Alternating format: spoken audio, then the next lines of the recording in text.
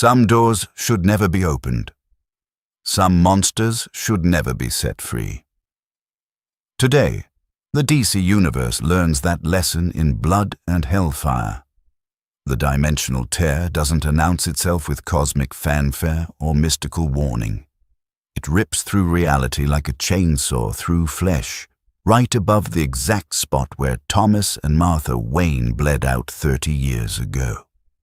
Crime Alley has seen every kind of violence Gotham can offer, but it has never seen this. The portal vomits out a motorcycle first, a machine that shouldn't exist, crafted from damned steel and burning with flames that don't consume, flames that hunger. Then comes the rider. Johnny Blaze hits Gotham pavement at 70 miles per hour, and the spirit of vengeance ignites like a funeral pyre for the entire city.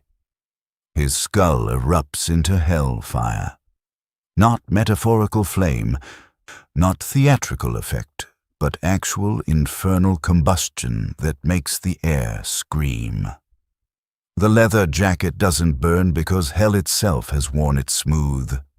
The chains wrapped around his torso rattle with the screams of every soul he's ever judged.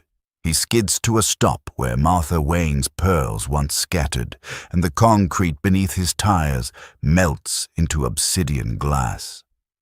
For 3 seconds, Gotham holds its breath. Then Ghost Rider stands, and every criminal within 5 blocks feels it, a cold hand squeezing their hearts, guilt made physical, sins made weight. A drug dealer on the corner drops his product and runs. A pimp beating one of his girls freezes mid-swing, suddenly unable to remember why his hands work. A murderer, hiding in a condemned building 3 streets over, puts his gun in his mouth. Because the presence washing over him is worse than any prison, worse than any hell he imagined. Ghost Rider's flaming skull turns slowly, surveying this new world, and Zarathos, the demonic entity bound to Johnny Blaze, tastes the air like a starving wolf finally finding prey. So much sin. Johnny's voice comes out layered, doubled, tripled, human regret wrapped in demonic hunger, wrapped in divine wrath. This place is drowning in it. The screaming starts a block away. Ghost Rider walks toward it, each footstep leaving burning prints that spell out judgment in a language older than human speech. He finds them in an alley behind a liquor store. 3 men, 1 woman, a situation that's played out in Gotham 10,000 times. The woman's lip is split. Her dress is torn. One of the men has a knife. They all freeze when Ghost Rider rounds the corner, because survival instinct recognizes apex predators even when the conscious mind can't process what it's seeing. A flaming skeleton in motorcycle leathers should not exist. But he does, and he's looking at them. Guilty, Ghost Rider says, and his chains come alive like serpents made of hellfire and judgment. The first man tries to run. The chain takes him around the throat, and he doesn't burn. Burning would be mercy. Instead, he feels every moment of pain he's ever inflicted. Every punch, every violation, every cruelty replayed through his nervous system in crystallized agony. He drops, convulsing, eyes rolling back, foam at his mouth. The second man pulls a gun. Bullets mean nothing. Ghost Rider walks through the gunfire like rain, grabs the man by the face with one flaming hand, and the penance stare activates. Look into my eyes, Ghost Rider commands, and the man cannot look away. Your soul is stained by the blood of the innocent. Feel their pain.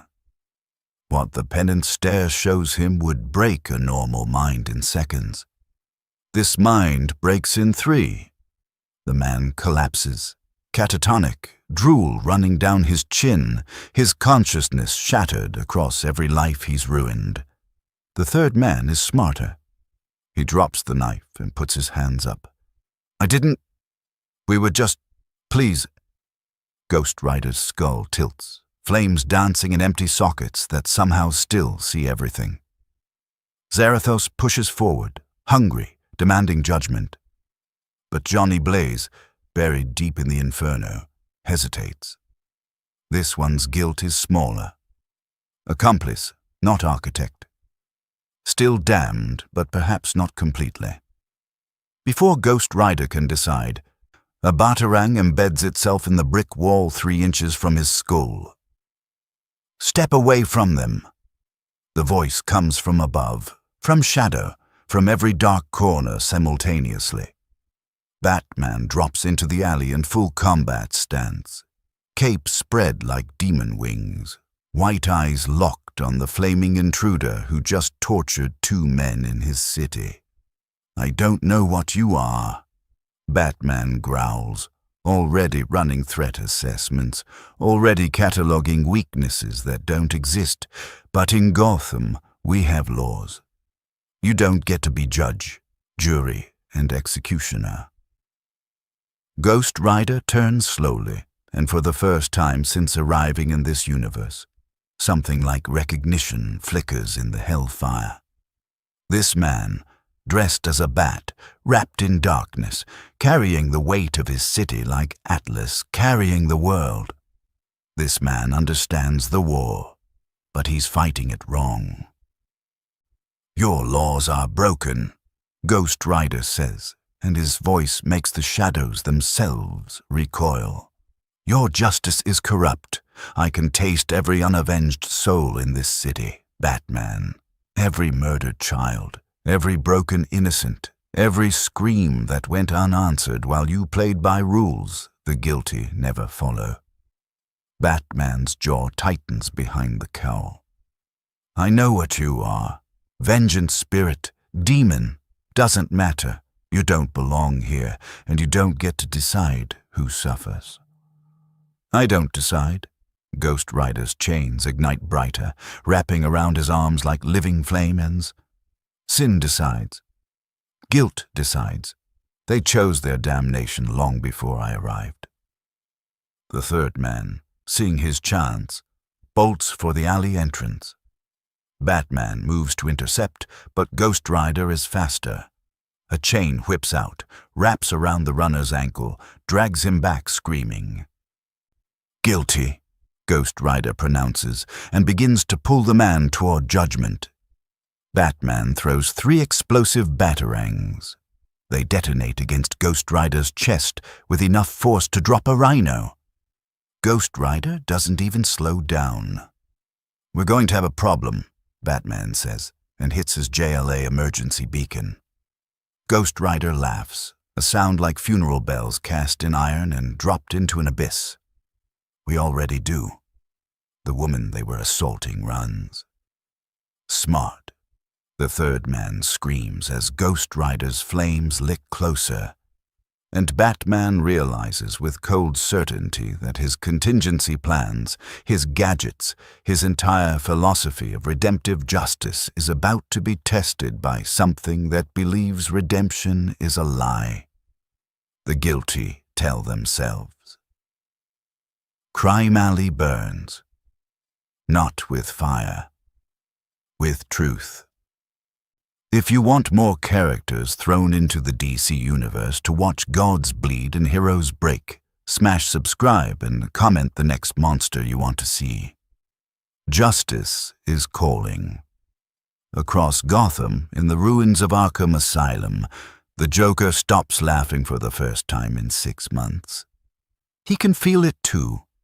Something worse than Batman has come to play. And the Batcave's monitors scream warnings 12 seconds before Batman drags himself through the hidden entrance behind the dumpster on 5th and Robinson.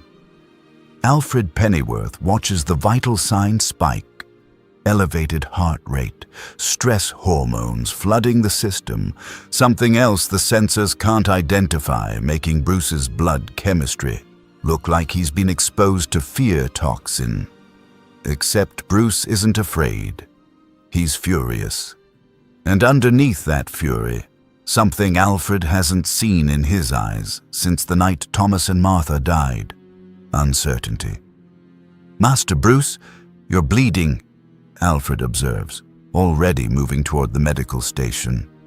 "It's not my blood," Batman growls, stripping off the cape.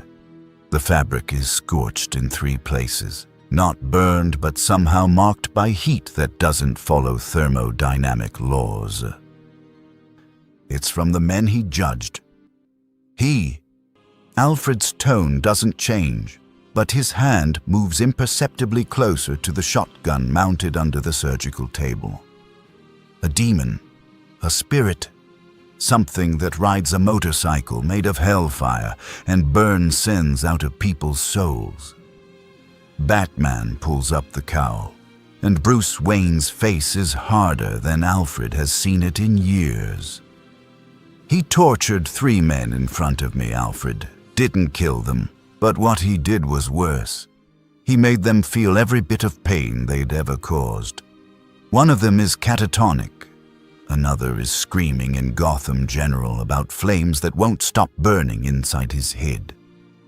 And the third ran. The rider let him go, said his guilt was smaller." Bruce slams his fist on the console, and the impact cracks the reinforced polymer. He's deciding who deserves punishment based on some cosmic scale of sin, and he's doing it in my city. Alfred sets down the medical supplies and pours 2 fingers of scotch instead. "Perhaps you should contact—" "I already did. Diana's in Themyscira dealing with something. Clark is off-world. Hal's sector is dark. Barry's in the Speed Force chasing a temporal anomaly." Bruce takes the scotch, doesn't drink it. "We're on our own until the League can mobilize. And this thing, Ghost Rider. I pulled the name from some encrypted S.H.I.E.L.D. files that leaked into the dark web 3 years ago. He's not stopping. Every criminal in Gotham can feel him now. The entire underworld is in panic. The Batcave's mystical detection array, installed after the 3rd demon invasion, upgraded after the 4th, suddenly erupts in crimson light. Sir, we have multiple Hellfire signatures manifesting across Gotham, the Bat computer announces in that calm voice that makes apocalypses sound like weather reports. Projected vector indicates the entity is mobile and hunting. Bruce drains the scotch in one swallow. "Show me."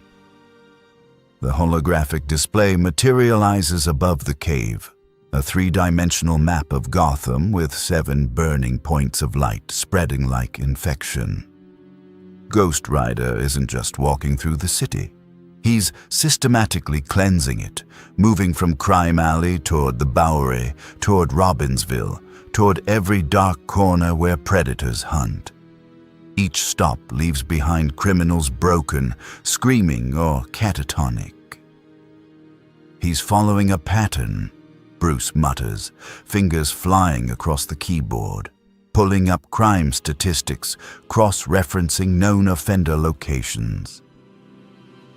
Violent offenders first, murderers, rapists, human traffickers. He's prioritizing by severity of... The cave's lights flicker, not from electrical malfunction, from presence. Alfred's hand finds the shotgun. Bruce spins, batarangs already in hand.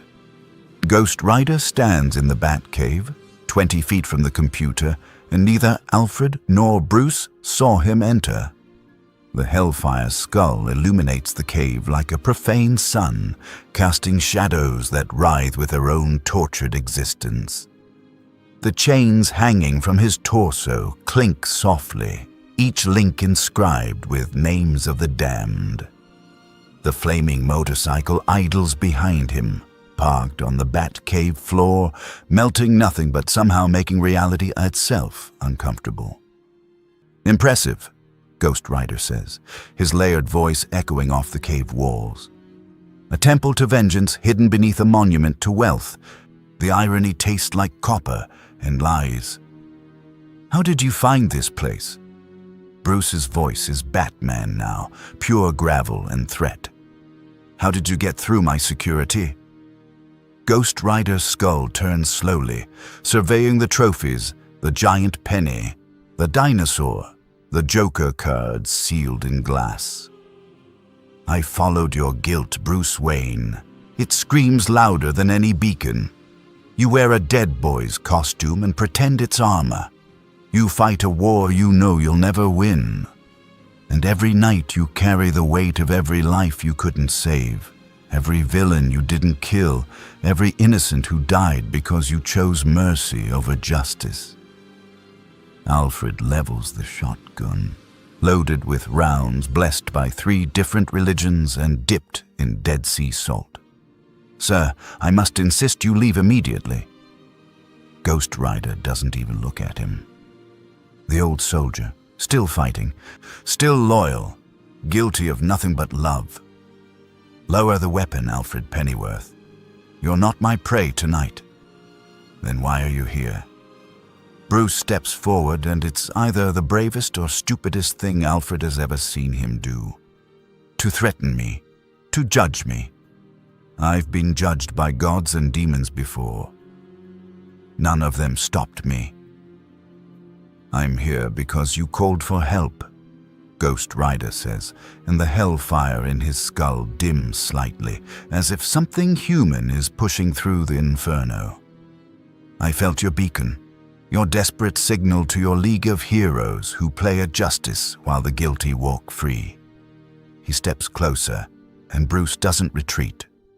I'm here to offer you a choice, Batman. Join me. Hunt the real monsters together. Stop pulling your punches. Stop building prisons with revolving doors. Help me burn the sin out of this city until nothing guilty remains. That's not justice, Bruce says flatly. That's genocide with extra steps. That's honesty, Ghost Rider counters. You've fought the same villains for 15 years. The Joker has killed thousands. Two-Face has corrupted everything he touches.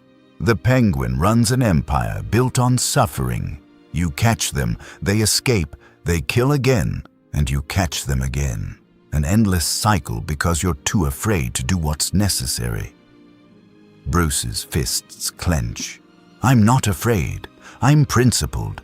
The moment I cross that line, I become what they are. No. Ghost Rider's voice drops to something almost gentle, and that's somehow more terrifying than the rage. The moment you cross that line, you become what I am, a weapon, a tool, a thing that removes evil from the world, one soul at a time, until there's nothing left but the weight of what you've done. He raises one flaming hand, and Bruce sees it. Really sees it for the first time. The fire isn't just flame. It's composed of screaming faces, thousands of them, maybe millions. All the souls Ghost Rider has judged across dimensions and lifetimes. I'm not here to threaten you, Bruce Wayne. I'm here to warn you. This city is drowning in sin. Your methods aren't working. Your hope is a fantasy. And if you stand in my way while I cleanse what you've allowed to fester, I will judge you too. Then judge me, Bruce says, and steps forward until he's 5 feet from the flaming skull. Go ahead, give me your penance stare. Show me my sins. Make me feel every failure, every death I couldn't prevent, every time I chose the difficult right over the easy wrong. I've lived with that weight every day since I was 8 years old. Your flames can't show me anything I haven't already shown myself. For a long moment, Ghost Rider is silent. Then his skull tilts, and something like respect flickers in the hellfire. You've already judged yourself more harshly than I ever could, Ghost Rider says softly. That's why you're still human. That's why you're still fighting, but it's also why you'll fail. He turns, walks back to his motorcycle. Stay out of my way, Batman. I'll take the ones you're too good to touch. The ones who deserve worse than your prisons. And when Gotham's streets run clean for the first time in a century, you can thank me or condemn me. Either way, the guilty will burn. The motorcycle roars to life with a sound like damnation finding its voice. "Wait," Bruce calls out. "What are you?" Ghost Rider looks back, and for just a second, Johnny Blaze's face flickers through the flames, human, tortured, exhausted. "I'm what happens when justice gives up on mercy," he says. "I'm the spirit of vengeance, and this universe is about to learn what that really means." He rides through the Batcave wall like it's smoke, leaving only scorched stone and the smell of brimstone. Alfred finally lowers the shotgun. Well, that was deeply unpleasant. Bruce stares at the burned wall, at the melted stone still glowing faintly red. "Contact Constantine. Contact Zatanna. Contact anyone with occult expertise. We need to know what we're dealing with. And if we can't stop him, then we prepare for war," Bruce says quietly. Because he's right about one thing. This city is drowning in sin. But the cure can't be worse than the disease. John Constantine is having a very bad day, which is saying something for a man whose average Tuesday involves demon possessions and celestial contract disputes.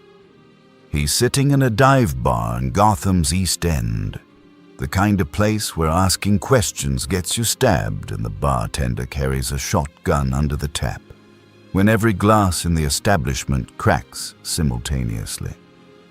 Not shatters, cracks.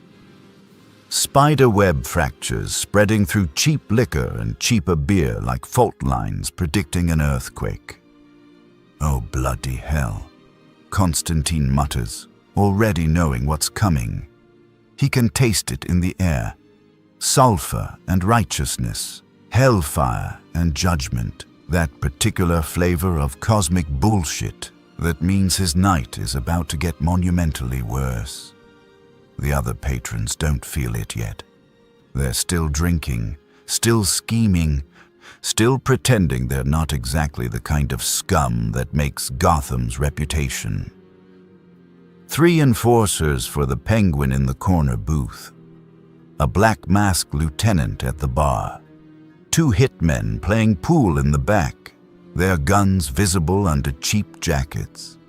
All of them guilty of things that would make normal people vomit. All of them about to have a very educational experience. The bar door doesn't open. It explodes inward, ripped off its hinges by chains wrapped in hellfire. Ghost Rider walks through the burning doorframe like a groom through church doors, except the bride is damnation and the ceremony is judgment. His skull blazes with flames that make the bar's dim lighting look like a child's nightlight. Every criminal in the room freezes.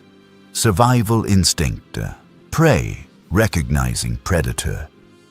"Guilty," Ghost Rider announces, and his chains whip out like striking cobras made of infernal metal and divine wrath. Constantine is already moving, fingers tracing protection sigils in the air, Latin phrases spilling from his lips in rapid-fire incantation. "Sanctus Spiritus, defender me ab." Ghost Rider's skull snaps toward him, and the spell dies in Constantine's throat like a candle in a hurricane.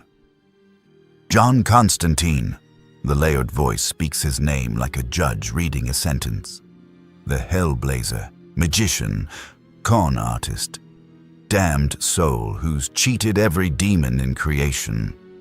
"I can smell the blood on your hands, Johnny boy. Friends betrayed, lovers sacrificed, an entire girl's soul bartered for your own skin." Constantine's hand doesn't shake when he lights a cigarette. but it's a near thing. Yeah, well, we've all got our hobbies.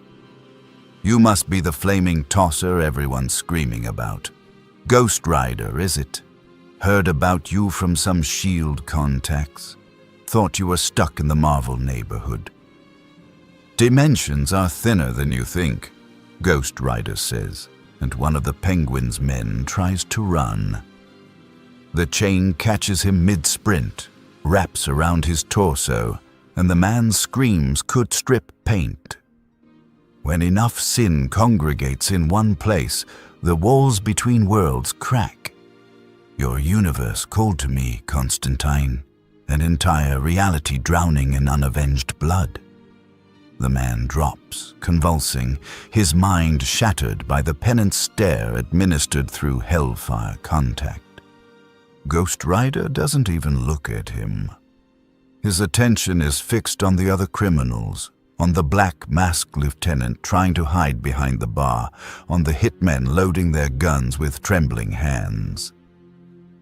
"You're making a mistake," Constantine says, stepping between Ghost Rider and his prey. "Not heroism. Survival. If this spirit burns through Gotham's underworld, the magical balance goes to hell, literally. These bastards are scum, no argument there, but you can't just walk through this universe like you're the cosmic exterminator. Watch me," Ghost Rider says, and move. The chains take the black masked lieutenant through the bar itself, dragging him up and over the hardwood, glass shards cutting his face, alcohol soaking his clothes. Ghost Rider grabs him by the throat with one flaming hand. "Look into my eyes." The penance stare activates, and the lieutenant sees every beating he ordered, every protection payment extracted from terrified shopkeepers, every time he pulled the trigger on someone who couldn't fight back. His brain tries to process the accumulated agony of 47 victims, and something fundamental breaks. He drops like a puppet with cut strings, drooling, catatonic, gone. The hitmen open fire. 17 rounds, center mass, professional grouping. The bullets pass through Ghost Rider like he's made of smoke and flame, which, technically, he is. He doesn't slow down. One chain disarms the first hitman, wrapping around the gun and yanking it free, the metal melting in the hellfire. The second hitman tries to run. Ghost Rider's other chain takes him through the pool table. Green felt igniting, balls scattering like planets knocked from orbit. "Guilty," Ghost Rider pronounces, and both men get the penance stare simultaneously. Their screams harmonize. Constantine is already working the real magic now. Fingers bleeding from sigils carved in his own palm, words of power that predate Christianity spilling from his lips. By the authority of the first of the fallen, by the compact of hell's throne, I command you, stop. The spell hits Ghost Rider like a freight train made of binding enchantment and infernal contracts. For 3 seconds, the spirit of vengeance actually freezes, chains halting mid-strike, flames flickering. Constantine grins through bloodied teeth. "Got you, you flaming prick. See, I know a bit about vengeance spirits. Bound to rules, aren't you? Cosmic regulations, divine restrictions. You can't just..." Ghost Rider's skull turns slowly, and when he speaks, Constantine realizes he's made a terrible miscalculation. Those rules apply to Earth 616, magician. This is Earth 0. Different universe, different laws. Different hell. The binding spell shatters like glass. Constantine's protection sigils ignite and burn to ash. Ghost Rider's hand closes around Constantine's throat, lifting him off his feet. Hellfire licking at his face, but not burning. Not yet. "You made a deal with the first of the fallen," Ghost Rider says, and somehow he knows, can taste it in Constantine's soul like copper on tongue. Traded your soul for power, conned your way out of damnation 3 times, left a trail of bodies behind you. Friends, lovers, innocents caught in your schemes. You're guilty, John Constantine. Maybe not as guilty as these animals, but guilty nonetheless. Constantine can't breathe, can't speak, can only stare into the flaming sockets where eyes should be. And in those flames, he sees something that terrifies him more than any demon he's ever faced. Absolute certainty. No doubt, no hesitation, no room for clever words or last-minute deals. Just judgment. But Ghost Rider continues, and his grip loosens slightly. You're also useful. You know this universe is hell. You know its demons, its rules, its loopholes. And I need a guide. He drops Constantine, who collapses gasping on the floor. Here's the deal, Hellblazer. You help me navigate this reality's supernatural landscape. Show me where the real monsters hide, and I'll overlook your sins. For now. Refuse, and I'll drag you through the penance stair until you beg for actual damnation as mercy. Constantine coughs, spits blood, lights another cigarette with shaking hands. You're a real charmer, you know that. What makes you think I'd help you rampage through my universe? Because if you don't, I'll start with the people you actually care about, Ghost Rider says quietly. Zatanna, Chaz, the few friends you haven't gotten killed yet. I'll make them watch every sin you've committed, every life you've destroyed. I'll make them feel what it's like to be loved by John Constantine, the most selfish, damned soul in creation. Constantine's jaw tightens. That's low, even for a vengeance spirit. That's honest, Ghost Rider counters. You're a survivor, John. You always choose the option that keeps you breathing, so choose. Guide me to the real evil in this universe, or watch everyone you haven't betrayed yet suffer for your crimes. The bar is silent except for the crackling of hellfire and the whimpering of broken criminals. Constantine takes a long drag, exhales smoke that mingles with brimstone, and makes the calculation every con artist makes: how to survive until he can turn the tables. Fine, he says finally. But we do this my way. I'm not leading you to every petty crook and 2-bit demon. We go after the real monsters, the ones who deserve what you're selling. Ghost Rider extends one flaming hand. Deal. Constantine stares at it, knowing that shaking hands with a vengeance spirit is probably the stupidest thing he's done this month. And he's done a lot of stupid things. But he clasps the burning hand anyway, feels the hellfire sear his palm, leaves a mark that will never fully heal.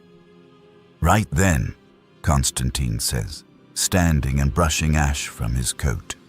If we're hunting monsters in the DC universe, I know exactly where to start. But you're not going to like it. Try me, Ghost Rider says. Constantine grins, and it's the smile of a man who's just figured out how to weaponize chaos. The Spectre, God's spirit of vengeance, he's been doing your job in this universe for millennia, and he's not going to appreciate the competition. The Spectre doesn't sleep, doesn't rest, doesn't take holidays. He exists in a state of perpetual divine judgment, watching the DC universe from a perspective that makes omniscience look like partial blindness. When Ghost Rider tears through the dimensional barrier and starts judging souls in Gotham, the Spectre feels it immediately. Like a splinter under God's fingernail, like a second sun rising in a sky that already has one. His current host, Jim Corrigan, stands in the ruins of what used to be a human trafficking warehouse in Bleu de Chavannes. 27 men lie dead around him, their bodies twisted into shapes that reflect their crimes. Flesh warped into cages that held their victims, bones shattered in patterns matching the children they broke. The Spectre doesn't do mercy. He does divine retribution with surgical precision and cosmic horror. But now, standing among the corpses of the guilty, Jim Corrigan feels something new. Competition. There's another. The Spectre's voice rumbles through Corrigan's throat, layered with the authority of heaven itself. Another spirit of vengeance. But not mine. Not God's. Something else.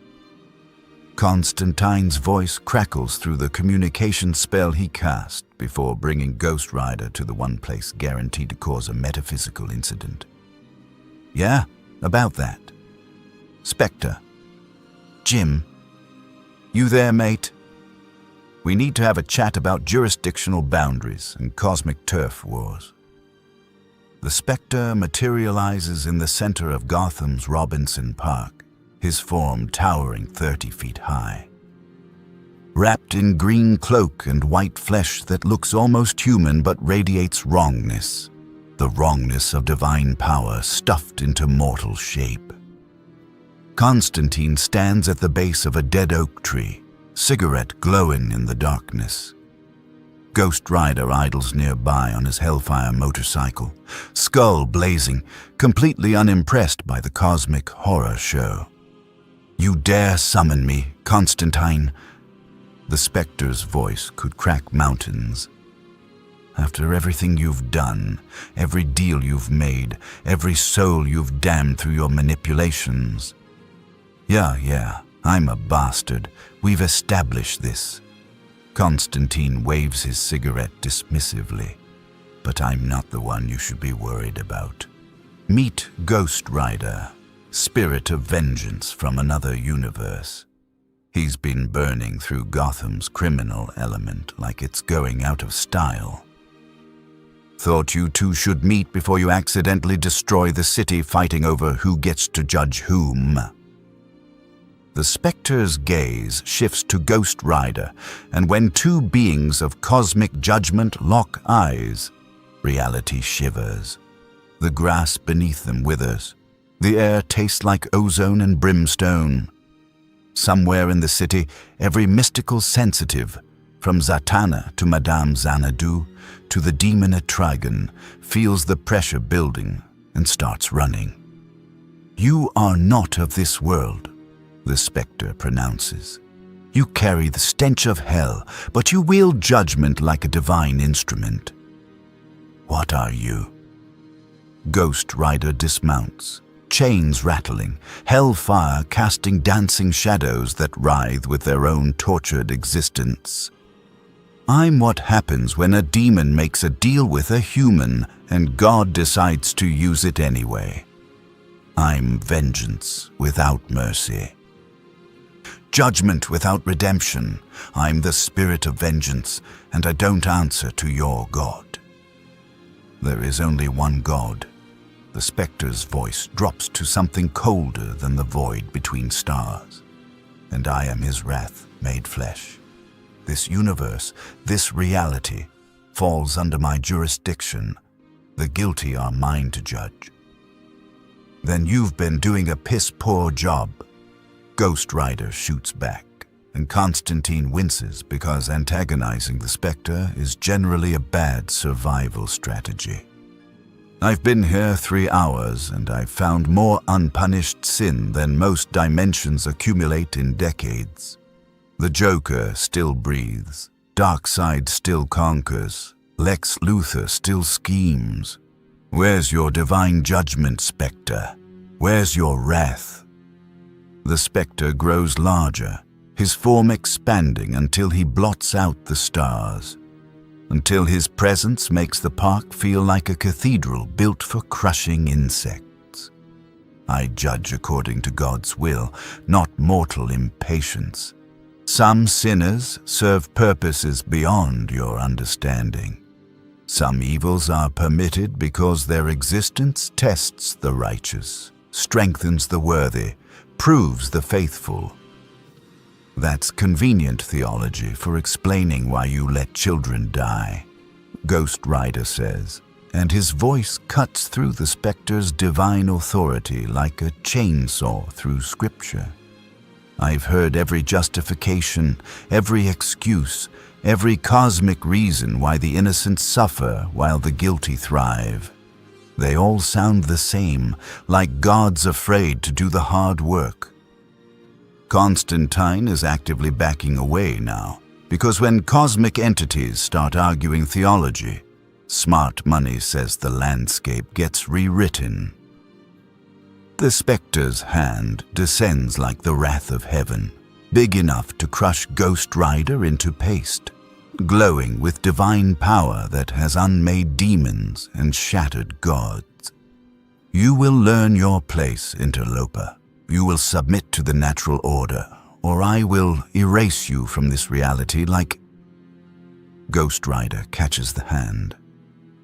The flaming skeleton, maybe 7 feet tall on a good day, catches the 30-foot cosmic entity's descending judgment and holds it.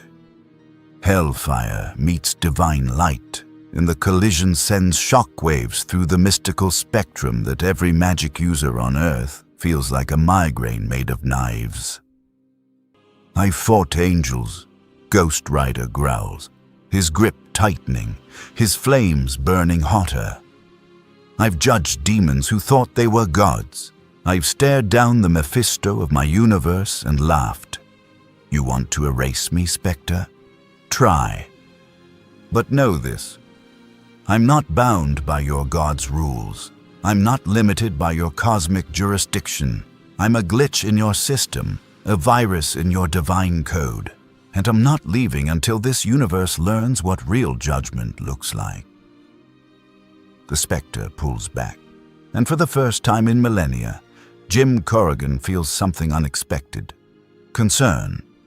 This entity, this Ghost Rider, shouldn't be able to touch him. Divine power trumps infernal power by cosmic law. But Ghost Rider isn't just infernal. He's something hybrid, something that exists in the space between damnation and righteousness, fueled by human rage and demonic power, and something else the Spectre can't quite identify. You're possessed, the Spectre says, understanding dawning. A human host bound to a demon, but the binding is wrong. Twisted. The demon serves the human's righteousness instead of corrupting it. You're an abomination. I'm effective, Ghost Rider corrects. And unlike you, I don't wait for permission to do what's necessary. Jim Corrigan, buried deep inside the Spectre's cosmic form, speaks up, the human voice cutting through the divine. Wait, both of you, just wait. Ghost Rider, you said you've been here 3 hours. In 3 hours, you've judged how many? 47, Ghost Rider answers. All guilty of capital crimes, murder, rape, human trafficking. The kind of sins that don't deserve trials or second chances. And how many did you kill? Corrigan presses. Ghost Rider's skull tilts. None. I don't kill. I judge. I make them feel the pain they've caused, burn the sin from their souls, leave them broken but breathing. Death would be mercy. Understanding is justice. The Spectre is silent for a moment, processing. Then, slowly, he shrinks back to human proportions, and Jim Corrigan's face shows through the cosmic mask. You don't kill them. No, Ghost Rider confirms. I make them live with what they've done, make them carry the weight of their victims' suffering. Some go catatonic, some go mad, some actually repent, though that's rare. But they all survive to serve as warnings. Constantine, who's been waiting for the cosmic smackdown, slowly lowers his hands from the protection spell he was casting. Well, this is bloody unexpected. The two of you might actually be able to work together. Work together. The spectre's voice returns to its divine timbre. I serve God's will. He serves his own vengeance. Maybe, Ghost Rider says, and the hellfire in his skull dims slightly as Johnny Blaze pushes through. Or maybe we serve the same thing from different angles. You judge from heaven down, I judge from hell up, but we're both trying to remove evil from existence. The guilty in your universe and the guilty in mine aren't that different, Spectre. Johnny's human voice bleeds through the demonic overlay. They hurt the innocent. They spread suffering. They deserve judgment. You're limited by divine rules I don't have to follow. I'm limited by demonic hunger you've transcended. Between us, we might actually clean up this mess. The Spectre stares at Ghost Rider for a long moment, weighing cosmic law against practical results, divine mandate against the reality of a universe drowning in sin. Jim Corrigan, the human soul at the Spectre's core, makes the decision. A trial basis, Corrigan says. You judge the sins I'm forbidden from touching, the ones who serve larger purposes, the ones protected by cosmic balance, the ones whose punishment must wait for divine timing. But you do it my way. No killing, no permanent damage beyond psychological. And if you cross the line, I will unmake you. Ghost Rider extends one flaming hand. Deal. But if I find you protecting the guilty behind theology and cosmic excuses, I'll burn through your divine authority and judge them anyway. They shake, and the collision of hellfire and divine light creates a nova of mystical energy that registers on every magical sensor from Atlantis to Themyscira. Constantine watches the two spirits of vengeance form the most terrifying partnership in DC history, and does what any sensible magician would do. Lights another cigarette and starts planning his exit strategy. Right then, Constantine mutters, "This is either the best thing that's ever happened to this universe or the beginning of the apocalypse. Possibly both." Metropolis gleams under morning sun, like a city that's never known darkness, all chrome and glass and optimistic architecture, reaching toward impossible tomorrows. It's the anti-Gotham, built on hope instead of fear, protected by a god who chose to be human instead of a human who chose to be myth. Clark Kent stands on the roof of the Daily Planet, superhearing cataloging 1,000 emergencies across the globe, prioritizing which catastrophes demand Superman and which can wait. He's about to respond to an earthquake in Taiwan when he hears it, a sound that shouldn't exist. Hellfire in Metropolis. The Ghost Rider enters the city limits at dawn.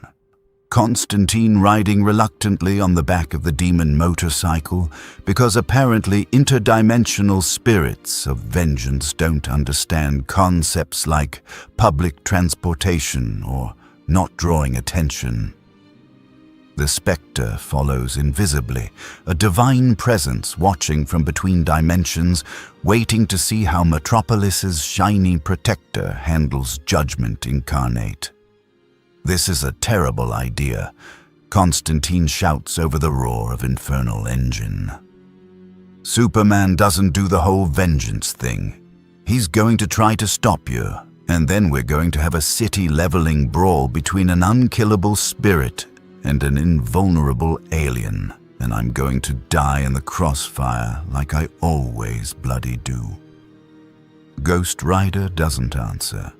He's already locked onto his prey, a human trafficking ring operating out of a warehouse in Hobbs Bay. The part of Metropolis where the shine fades and the city remembers it's still built by humans with human vices. 17 men, 43 victims, Most of them children stolen from countries Superman can't monitor every second of every day. The warehouse door explodes inward. Ghost Rider walks through flames that consume nothing but oxygen and innocence. His skull blazing, chains singing with the screams of every soul he's ever judged. The traffickers reach for guns, for knives, for any weapon that might stop the approaching nightmare. None of them will work. Guilty, Ghost Rider pronounces, and his chains whip out like the wrath of every unavenged victim in human history. The first man takes the penance stare before he can pull his trigger. Every child he sold, every innocence he shattered, every scream he ignored, all of it floods through his nervous system in crystallized agony. He drops, convulsing, his mind disassembling under the weight of accumulated sin. 3 more try to run. The chains take them through shipping containers and concrete pillars, dragging them back to judgment. Ghost Rider doesn't hurry. He's methodical, precise, working through the guilty like a surgeon removing tumors, cutting away the corruption and leaving only the screaming aftermath. That's when Superman arrives. He doesn't crash through the wall or announce himself with heroic posturing. He simply appears, standing between Ghost Rider and the next trafficker, cape settling around his shoulders like a shield made of Kansas wheat and immigrant hope. "That's enough," Superman says, and his voice carries the quiet authority of someone who stared down Darkseid and made the tyrant blink. Ghost Rider's flaming skull tilts, examining this new obstacle. Through the hellfire, Johnny Blaze recognizes what he's seeing, not just power, but goodness weaponized, hope made flesh, the kind of pure heroism that makes cynics uncomfortable. And Zarathos, the demon bound to Johnny's soul, tastes something it hasn't tasted in centuries: genuine righteousness. "Superman," Ghost Rider says, and the name carries weight, respect, and challenge all at once. The Man of Steel, the last son of Krypton, the hero who saves everyone. He steps closer, and Superman doesn't retreat. "Tell me, how many of these men have you caught before? How many times have you delivered them to courts that set them free, to prisons they escape from, to systems that fail their victims over and over?" Superman's jaw tightens. "I know the justice system isn't perfect, but we fix it by making it better, not by becoming judge, jury, and executioner." "I'm not executing anyone." Ghost Rider gestures to the broken men behind him, catatonic or screaming or curled in fetal positions. "I'm making them live with what they've done. I'm forcing them to feel every moment of pain they've inflicted.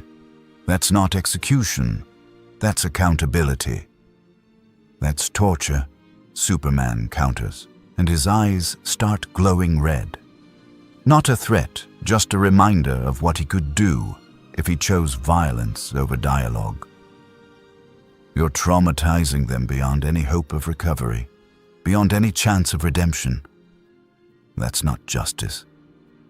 Ghost Rider laughs, and the sound makes the warehouse's metal supports groan in sympathetic agony. "Redemption. You actually believe these men deserve redemption? Let me show you something, Superman. Let me show you what they've done." He raises one flaming hand, and suddenly the warehouse fills with images. Psychic projections burned into the air like photographs developed in hellfire. Children in cages. Auction blocks disguised as humanitarian aid. Screams recorded and sold to the highest bidder. Every victim these men destroyed, every innocence they commodified, every soul they broke for profit. Superman sees it all. His X-ray vision can pierce lead, but it can't protect him from this, the raw, unfiltered evil that exists in his city, in his world, despite his best efforts. He watches an 8-year-old girl from Guatemala sold to a man who will destroy her before she turns 9. He sees a boy from Syria, barely 6, shipped across oceans like cargo. He witnesses every crime these 17 men committed over 5 years of operation. And for the first time in a long time, Superman feels his faith in redemption shake. "You save them?" Ghost Rider says quietly, and the hellfire dims as Johnny Blaze speaks through the demonic overlay. "You fly around the world, stopping meteors and catching falling planes and fighting alien invasions. You do impossible things every single day, but you can't be everywhere, Superman. You can't save everyone. And while you're stopping Lex Luthor's latest scheme, these men are destroying lives in warehouses you'll never see." Superman's fists clench, and the concrete beneath his feet cracks from the unconscious pressure. "So what's your solution? Burn through every criminal on Earth? Judge every sinner until there's no one left but the innocent? That's not justice.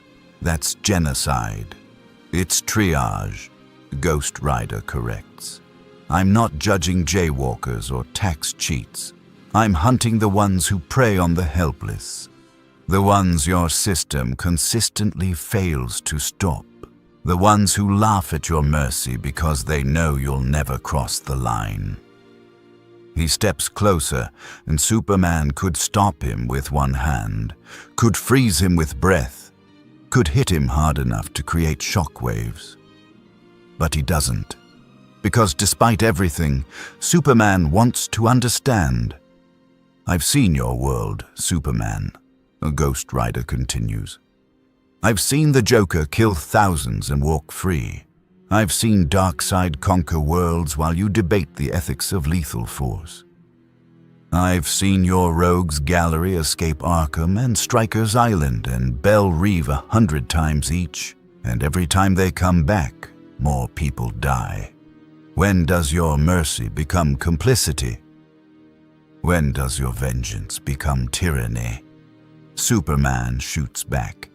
"You say you're making them accountable, but who holds you accountable? Who judges the judge? What happens when you decide someone's guilty and you're wrong?" "I'm never wrong," Ghost Rider says, and it's not arrogance, it's certainty backed by supernatural power. The pennant's stare shows objective truth. Their sins, their victims, their guilt, all verified by powers older than your species. I don't guess. I don't investigate. I know. "And that's exactly what scares me," Superman says softly. "Absolute certainty is the death of justice. The moment you stop questioning, stop doubting, stop considering you might be wrong, that's when you become the monster you're hunting." They stand face to face, God and demon, hope and vengeance, two philosophies that can't coexist, arguing over the broken bodies of the guilty. Constantine, watching from the warehouse entrance, mutters a protection spell and prepares for the inevitable throwdown. But the Spectre, watching from divine heights, sees something neither combatant recognizes yet: respect. Ghost Rider respects Superman's conviction even while disagreeing with his methods. Superman respects Ghost Rider's mission even while opposing his tactics. "Let me ask you something," Superman says finally. "These men you've judged, the 47 in Gotham, the 17 here, what happens to them now? They're broken, catatonic, traumatized beyond recovery. Who takes care of them? Who feeds them, shelters them, keeps them alive in their mental prisons?" Ghost Rider is silent. "That's what I thought," Superman continues. "You judge and move on. But someone has to clean up after vengeance. Someone has to deal with the aftermath. And in your wake, you're creating a new kind of victim. People so broken they're essentially dead while still breathing. They deserve it, Ghost Rider says, but there's less certainty now. Maybe, Superman acknowledges.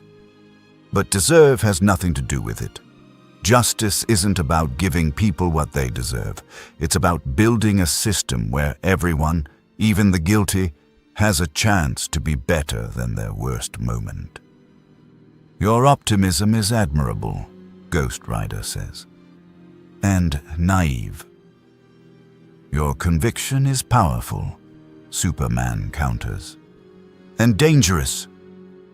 The warehouse is silent except for the whimpering of the judged and the crackle of hellfire. Then Superman does something Ghost Rider doesn't expect. He extends his hand. Work with me, Superman says. Help me save the victims first. Then we'll argue about what to do with the guilty. These 43 people in this warehouse need immediate medical attention, psychological support, and safe transport to people who can help them heal. Can we agree on that much? Ghost Rider stares at the offered hand. Zarathos screams in his head to refuse, to burn this false hope away. But Johnny Blaze, the human beneath the flames, sees something worth saving in Superman's eyes. Save them, Ghost Rider agrees. But the guilty stay judged. The demon Etrigan has existed for millennia, bound to Jason Blood through Merlin's curse, serving as Hell's unwilling ambassador to the mortal realm. He's fought gods and angels, danced with devils and deceived demons, survived every cosmic catastrophe the DC Universe could throw at him. So when he feels Ghost Rider's presence burning through Gotham like a forest fire through parchment, his first instinct is professional curiosity, mixed with territorial rage. Jason Blood stands in his apartment in Gotham's Diamond District, surrounded by occult texts that predate written language, when his reflection in the mirror starts bleeding. Not metaphorical bleeding, actual crimson tears running down the glass surface, spelling words in a language only demons speak. Another comes, another burns. Hell's throne shakes with divided claim. Blood's eyes narrow. He's felt the disturbance, heard Constantine's panicked reports through the magical grapevine, watched the Spectre and Ghost Rider form their unholy alliance. Now Hell itself is taking notice, and when Hell pays attention, people die in creative ways. Etrigan, Blood says to his reflection, we need to investigate. The demon surges forward from within, and Jason Blood's form twists, expands, erupts into yellow-skinned horror wrapped in poetry and flame. Etrigan grins with too many teeth, his voice rumbling in rhyming couplets that make reality uncomfortable. Gone, gone, the form of man. Rise the demon Etrigan! He leaps through the window, not bothering with doors, landing in the street below with enough force to crack asphalt. His nostrils flare, tasting the air, tracking the scent of hellfire that doesn't belong to any demon in DC's infernal hierarchy. The trail leads to Old Gotham, to the ruins of a church that burned during the city's founding and never quite stopped burning, spiritually speaking.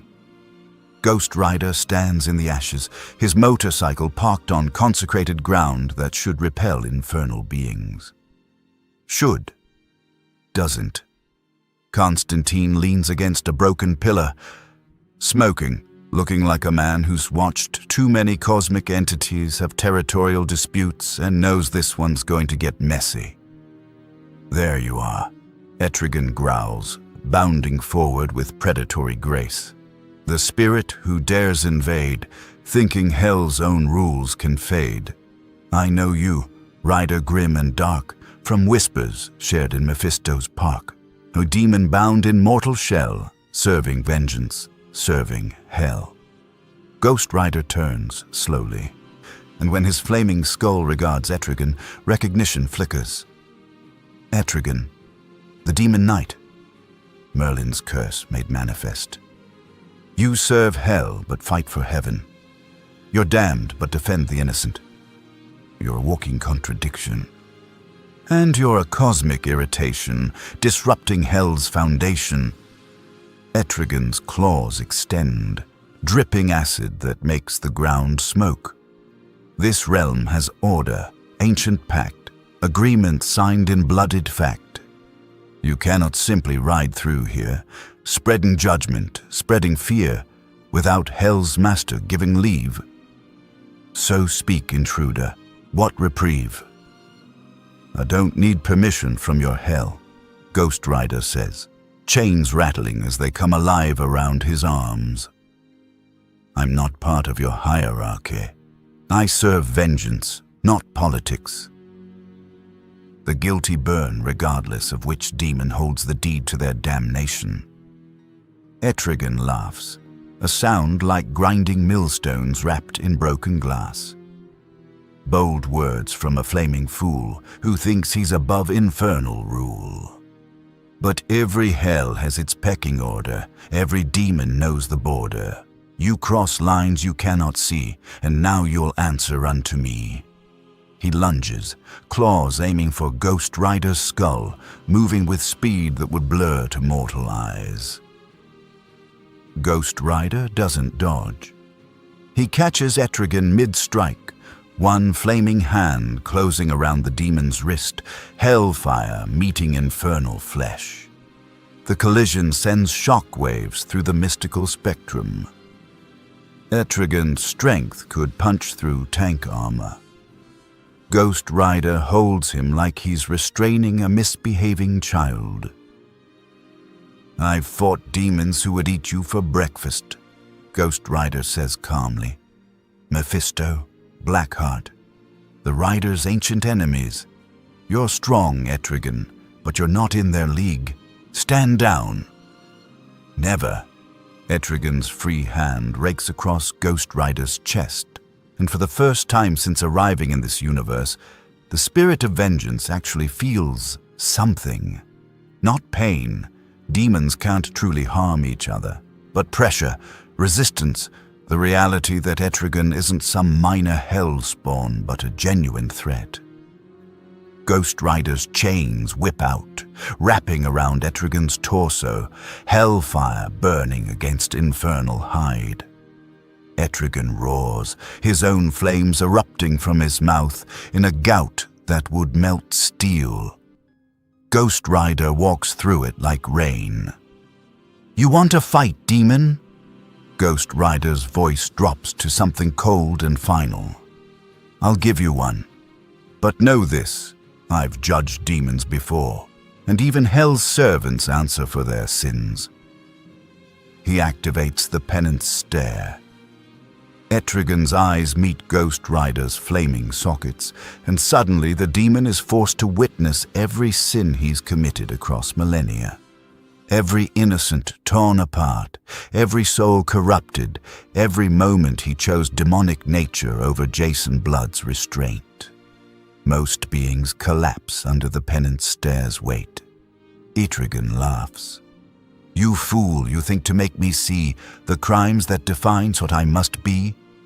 I know my sins, I wear them proud, my evil spoken clear and loud. The penance stare holds no dominion over demons who embrace perdition. He headbutts Ghost Rider, and the impact creates a shockwave that shatters every window in a 3-block radius. Both combatants stagger back, reassessing. Constantine, watching from behind a mystical shield that's already cracky, shouts over the chaos. Oi, both of you, stop this pissing contest before you tear a hole in reality. Etrigan, he's not here to usurp Hell's throne. Rider, he's not your enemy. He actually fights on the side of angels most days. You're on the same bloody team. There are no teams, Ghost Rider growls. Only the guilty and the judged. There's only Hell's domain and those who trespass. Etrigan counters, gathering power for another strike. That's when Jason Blood surges forward from within, human consciousness wresting control from demonic rage. For a moment, Etrigan's form flickers, and Jason's face shows through, haggard, ancient, exhausted. "Wait," Jason's voice cuts through the demonic timbre. "Ghost Rider, you said you're not here to serve hell. Then who sent you? What power binds you?" Ghost Rider pauses, and Johnny Blaze's humanity surfaces through the flames. "No one sent me. I was chasing a demon through dimensions. It opened a rift. I followed, and the rift closed behind me. I'm stuck here until I can find a way back to my universe. In the meantime, I do what I always do: judge the guilty." Jason Blood understands immediately, because he's lived with a demon for centuries and knows the weight of supernatural imprisonment. You're trapped, like me, a human bound to a demonic entity, forced to serve a purpose you never chose, unable to escape even if you wanted to. "I chose this," Ghost Rider corrects. "Made a deal to save someone I loved. The consequences are mine to bear. But yes, I'm bound to Zarathos, the spirit of vengeance, until death or redemption breaks the curse. Whichever comes first." Etrigan recedes slightly, and more of Jason shows through. "Then we're kindred spirits, you and I. Cursed men carrying demonic power, walking the line between damnation and salvation." He extends a clawed hand, still demonic, but the gesture somehow human. "Perhaps we fight the same war from different trenches." Ghost Rider regards the hand for a long moment. Then, slowly, he clasps it. The two demons, one bound to vengeance, one bound to rhyme, shake hands amidst the ruins of a burned church. And somewhere in hell, multiple demon lords feel a disturbance they can't quite explain.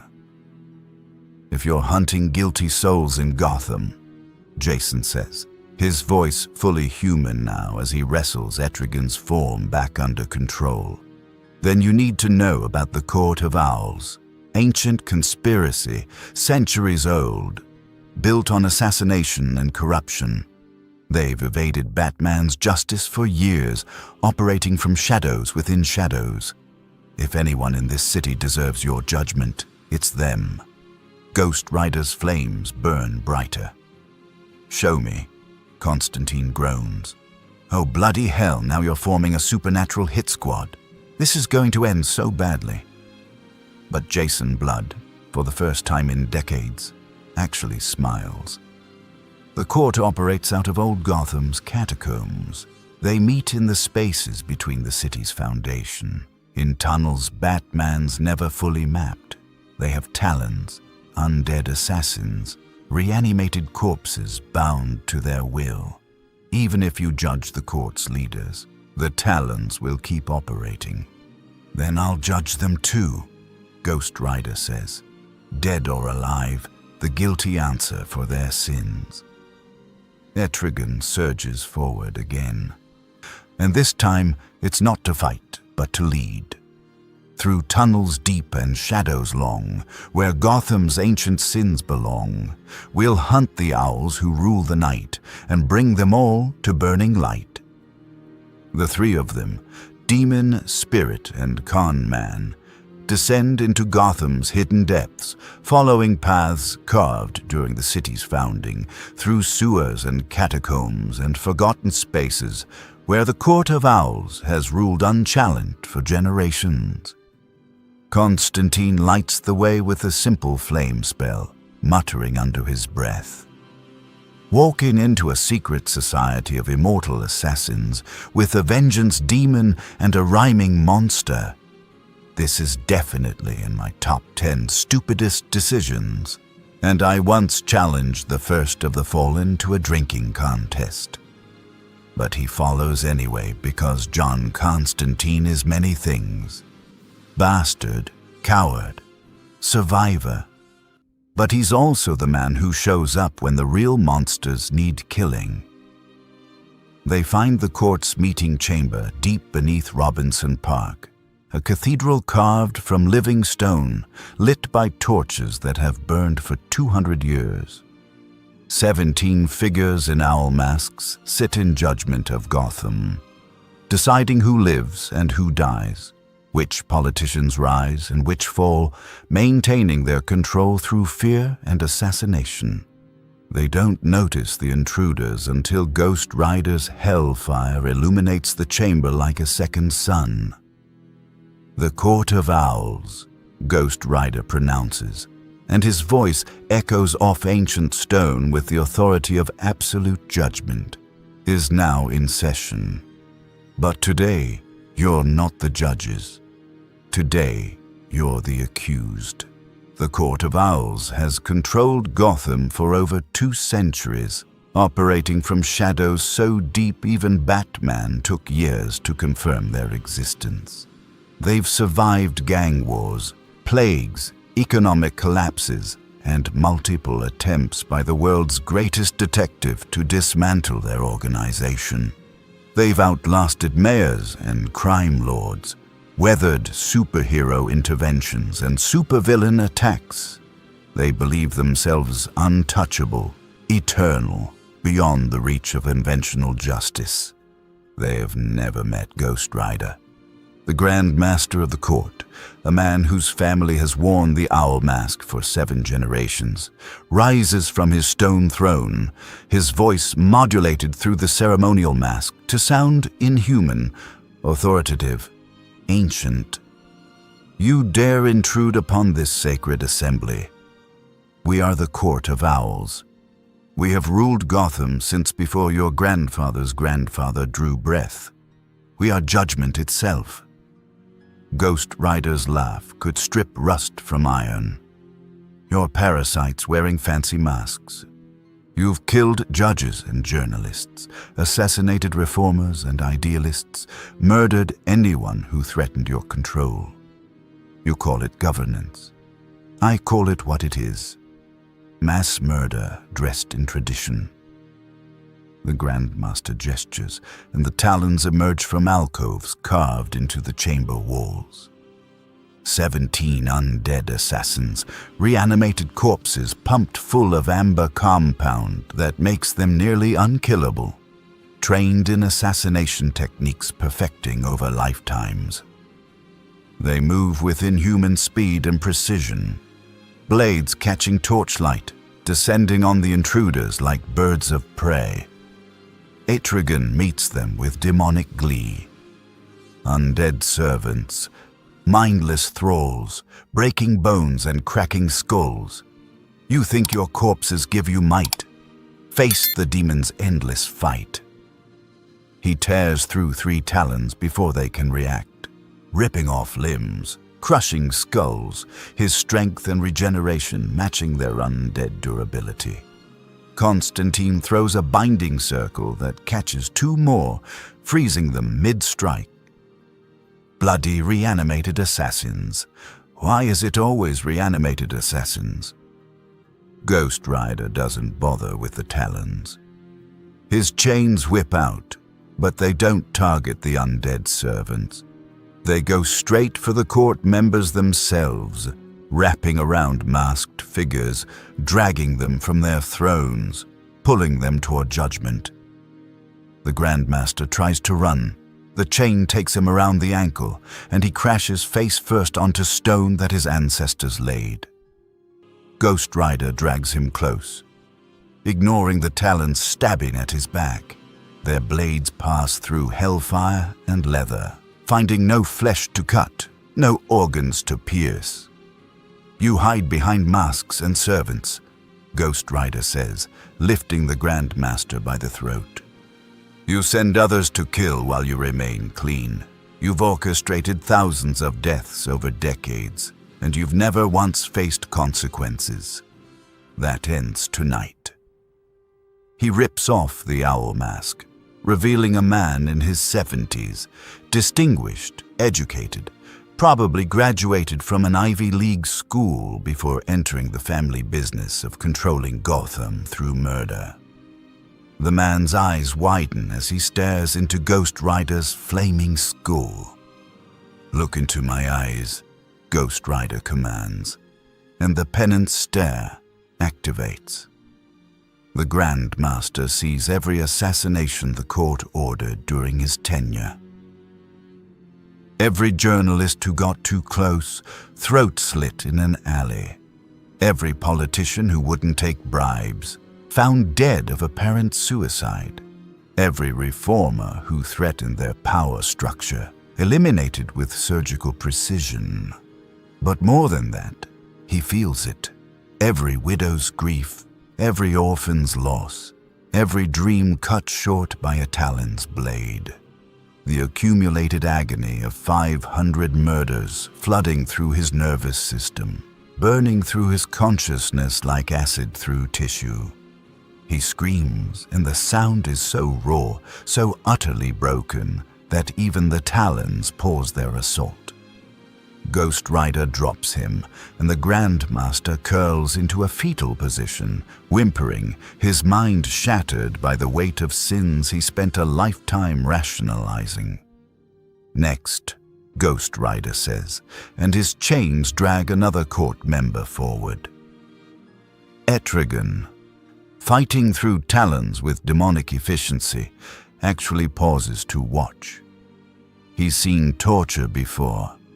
Hell invented most of it, but there's something particularly brutal about forcing the guilty to truly understand their crimes, to experience their victim's suffering without the mercy of death.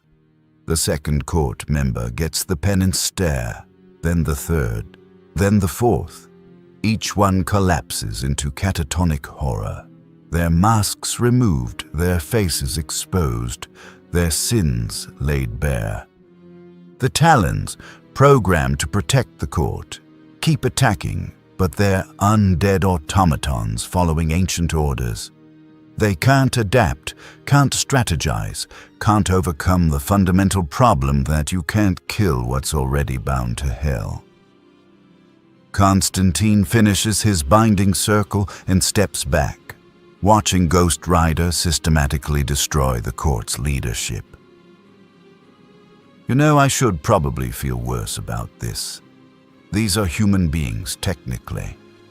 But after what they've done to Gotham, after every life they've destroyed for profit and power, I'm finding it hard to muster sympathy. Jason Blood's voice echoes from within Etrigan. They've evaded Batman's justice for years. Perhaps some sins require harsher judgment than the Dark Knight can provide. The Eighth Court member tries to bargain. Wait, please, we can negotiate. We have resources, influence, money. We can help you, give you anything you... Ghost Rider's chain wraps around his throat, cutting off the plea. You can't bribe your way out of judgment. Your money is blood money. Your influence is built on corpses. Your resources are stolen from the city you claim to serve. Look into my eyes. The penance stare shows him a specific death. A young reporter named Sarah Martinez, who uncovered the court's connection to Gotham's Water Commission.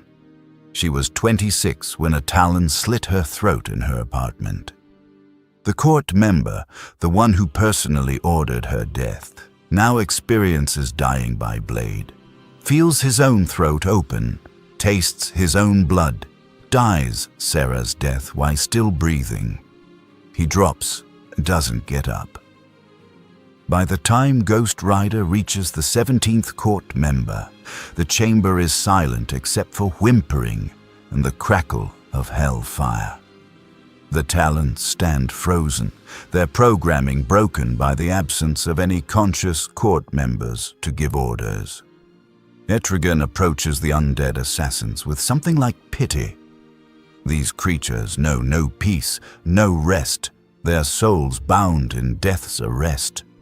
They serve the owls through dark command, now freed by vengeance's burning hand. He gestures, and hellfire washes over the Talons. Not Ghost Rider's judgment flame, but Etrigan's cleansing fire. The amber compound keeping them animated burns away, and one by one the corpses collapse, finally allowed to rest after decades or centuries of forced service.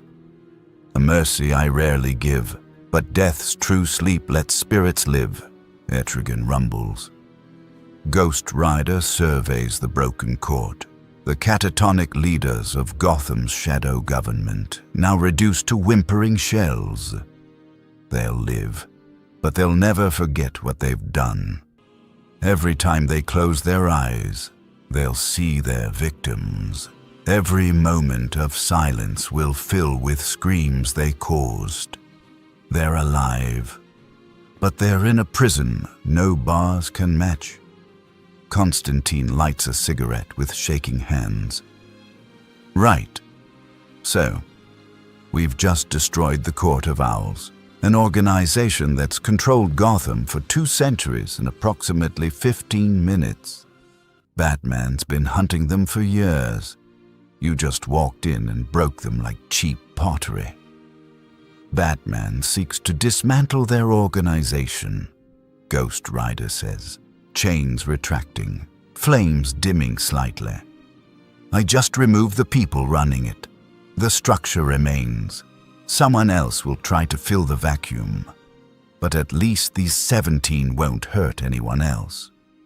Spoken like someone who doesn't understand Gotham, a voice says from the chamber entrance. Batman emerges from the shadows, cape billowing, white eyes fixed on Ghost Rider with an expression that could freeze lava. You've created a power vacuum in Gotham's underworld. By tomorrow, every criminal organization in the city will be fighting to claim the court's resources, their territory, their influence. You've just triggered a gang war. Ghost Rider turns to face him. Then I'll judge the winners.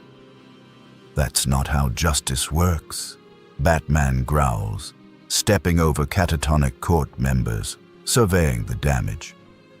You can't just burn through every criminal in Gotham.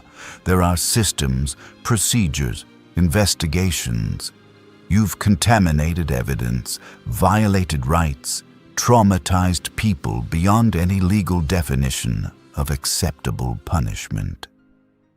They traumatized Gotham beyond any acceptable definition of governance, Ghost Rider counters. They ordered hundreds of murders. They corrupted every system you're defending. Your procedures didn't stop them, Batman. Your investigations took years while they kept killing. I stopped them in 15 minutes. By torturing them, Batman's voice is ice wrapped in gravel. By inflicting psychological damage so severe they'll never recover. That's not justice. That's cruelty. That's consequence, Ghost Rider corrects. For 2 centuries, the Court of Owls acted without consequence. They murdered and schemed and controlled, and the worst they faced was your disapproval, and eventually some jail time they would have bought their way out of. Now they face real consequence. Now they understand what they've done. Etrigan watches the confrontation with interest, Jason Blood's consciousness noting the philosophical deadlock. Constantine just wants to leave before the beating starts. Batman steps closer, and Ghost Rider doesn't back down. 2 immovable objects on collision course, 2 definitions of justice that cannot coexist.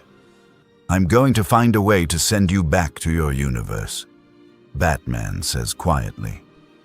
I'm going to research dimensional travel, consult with the League's mystics, work with the Spectre if necessary. And when I find the way, I'm sending you home. You don't belong here. Maybe not, Ghost Rider acknowledges. But until you find that way, I'm doing what you won't. I'm removing the evil you're too principled to eliminate. And Gotham's going to be cleaner for it, even if you can't admit it. Batman's fists clench. For a moment, Constantine thinks the Dark Knight might actually throw a punch. Might actually test whether batarangs work on hellfire demons. But Batman is smarter than that. He's already planning, already strategizing, already working 3 moves ahead. "Stay away from Arkham," Batman says finally. "Whatever you think you're going to accomplish there, whatever judgment you think you're going to deliver, stay away. Those inmates are under my protection." Ghost Rider's flames burn brighter. "Your protection is why they keep killing Batman, the Joker, Two-Face, Scarecrow. How many times have they escaped? How many people have died because you won't do what's necessary?" "If I do what's necessary, I become them," Batman says. That's the line, Ghost Rider. That's the difference between justice and vengeance. I won't cross it, no matter how many times you call me weak for it. "I don't think you're weak," Ghost Rider says, and there's unexpected respect in his voice. "I think you're human, and humans have limits. I don't. Apocalypse doesn't extend invitations. It sends omens, burning skies, screaming portals, the sensation of being watched by malevolent gods who view suffering as entertainment. When the boom tube opens above Gotham 3 nights after Ghost Rider destroys the Court of Owls, it's not subtle. The sky tears open like flesh, and through the dimensional aperture comes a single figure. Kanto, Darkseid's master assassin, dressed in ceremonial armor that's seen 1,000 worlds burn. He lands in Crime Alley because Apocalypse has a sense of irony and stands waiting. Ghost Rider arrives on his Hellfire motorcycle within minutes, drawn by the dimensional disturbance like a shark to blood in water. Constantine follows on foot, wheezing, complaining about interdimensional politics and how he's too old for this shit. Kanto bows with mocking formality. "The spirit of vengeance. My master, the great Darkseid, Lord of Apocalypse, requests your presence. He wishes to discuss matters of mutual interest." Ghost Rider's skull tilts. Darkseid, the tyrant god, the conqueror who broke 1,000 worlds and calls it order. "Tell your master I'm not interested in conversations with despots." My master anticipated your refusal. Kanto's smile is all teeth and threat, which is why he authorized me to extend the invitation more forcefully. He draws twin blades that hum with fourth world technology, weapons that can cut through Superman's flesh if wielded correctly. Ghost Rider's chains ignite. You're welcome to try. The fight lasts 7 seconds. Kanto is fast, trained by the finest killers in the universe, enhanced by Apocalypse technology. Ghost Rider is faster. The chains wrap around Kanto's blades, yank them from his hands, and before the assassin can react, Ghost Rider has him by the throat. "Look into my eyes," Ghost Rider commands, and the pennant stare activates. Kanto sees every assassination, every world he helped conquer, every innocent who died screaming under Apocalypse regime. The master assassin, who's never shown fear in centuries of service, drops to his knees screaming. Constantine winces. That's going to piss off Darkseid something fierce. The boom tube expands, and Darkseid himself steps through. Not a projection, not a messenger. The actual god of tyranny, standing 12 feet tall, skin carved from living stone, eyes glowing with omega power that has erased universes.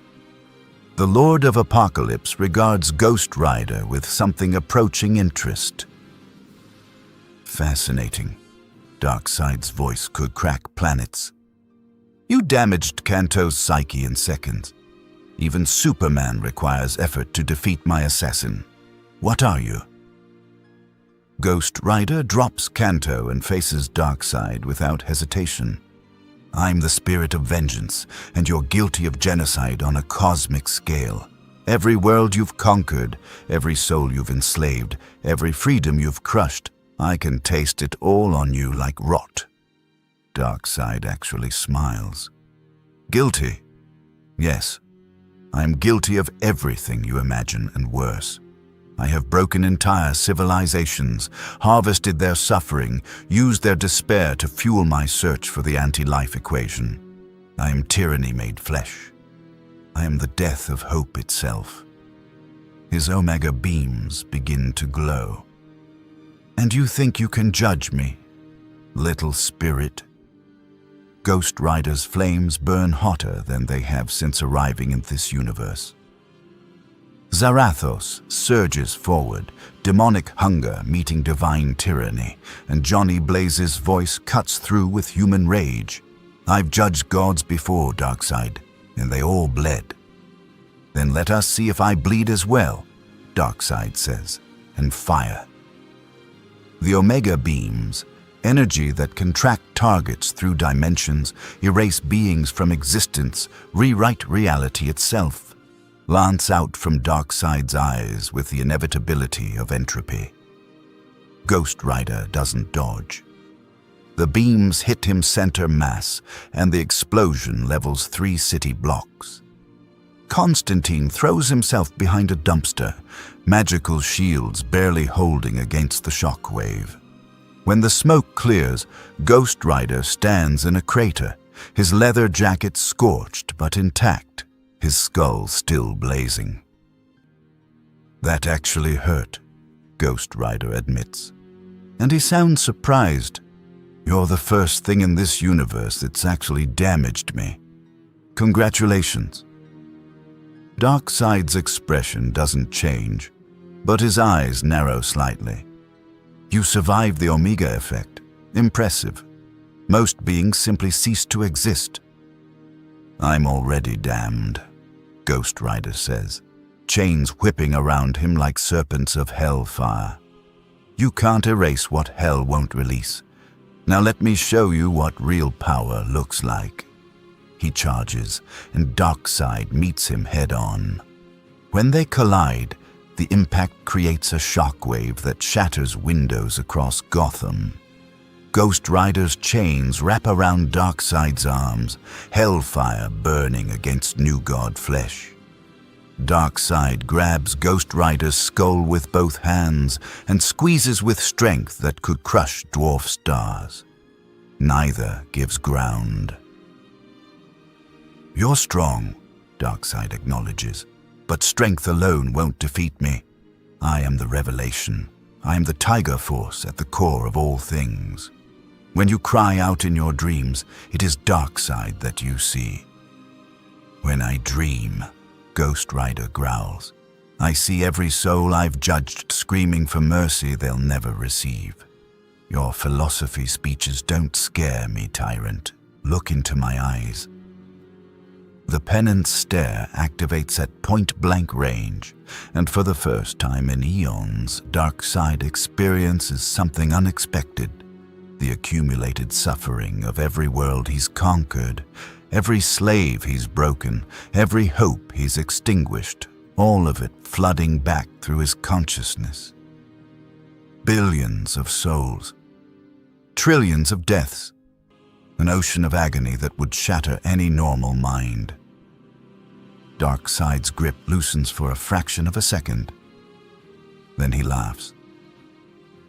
Did you think I was unaware of my sins, spirit? I revel in them. I am defined by them. Your penance stare shows me nothing I haven't already embraced. I'm evil, conscious, and deliberate. Your judgment has no power over those who glory in their damnation.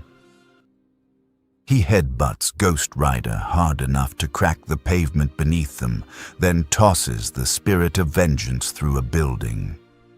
Ghost Rider crashes through brick and steel, lands in the street beyond, and immediately stands. You can't be judged because you don't feel guilt, Ghost Rider realizes.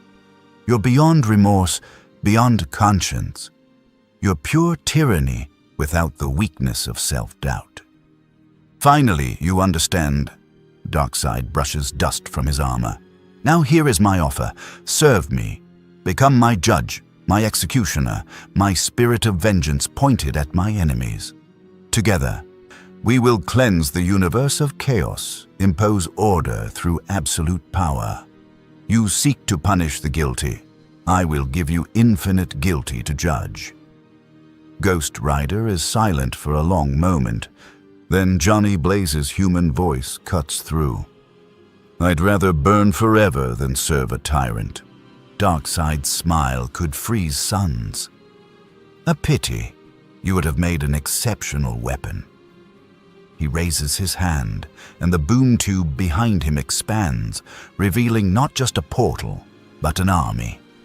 Parademons pour through by the hundreds, shrieking winged horrors bred for war and slaughter, their claws dripping with venom, their minds programmed for absolute obedience.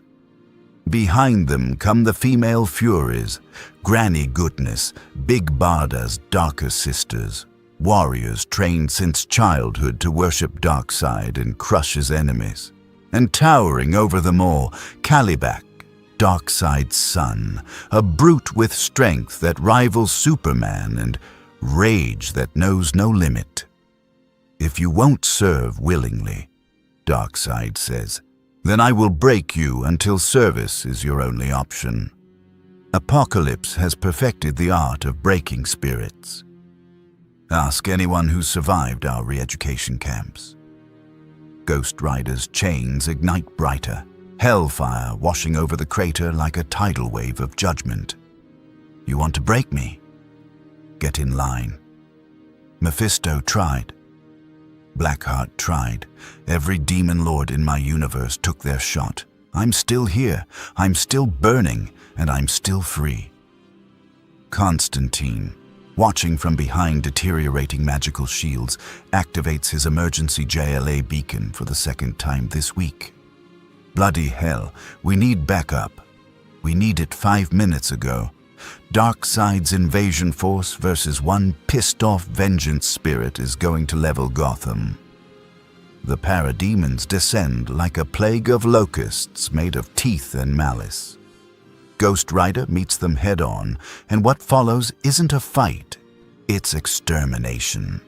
His chains whip through their ranks like scythes through wheat, each strike igniting hellfire that doesn't just burn parademon flesh, but consumes their corrupted souls. The creatures shriek as they die, truly die, not just physically destroyed, but spiritually annihilated by flames that judge and execute simultaneously. Kalibak charges through the carnage, his war club swinging with enough force to shatter mountains. Father wants you broken, demon. I'll grind your bones to dust. Ghost Rider catches the club mid-swing with one hand, hellfire racing up the weapon's length, and looks into Kalibak's rage-filled eyes. Your father made you into a weapon and called it love. You're a victim before you're a villain, but you've still killed thousands. Guilty. The penance stare hits Kalibak like a psychic freight train. The son of Darkseid sees every innocent he slaughtered in his father's name. Every world he helped conquer, every time he chose brutality over mercy, because that's what Darkseid demanded. He sees his own mother's disappointment, sees the person he could have been if Apocalypse hadn't poisoned his soul from birth. Kalibak drops to his knees, war club falling from nerveless fingers. I didn't. They were screaming, so many screaming. The female Furies hesitate, seeing their champion broken by a gaze. Granny Goodness, ancient and cruel, snarls orders.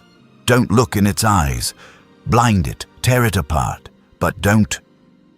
Ghost Rider's motorcycle roars to life on its own, circling the battlefield like a predator, hellfire trails cutting through parademon formations.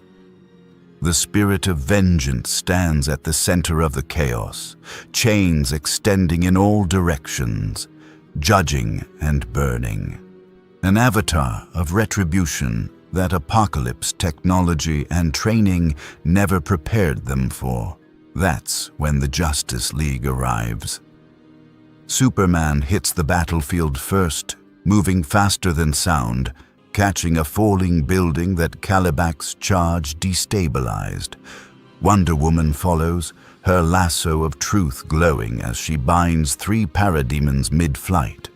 The Flash evacuates civilians at super speed, pulling terrified families from buildings about to collapse.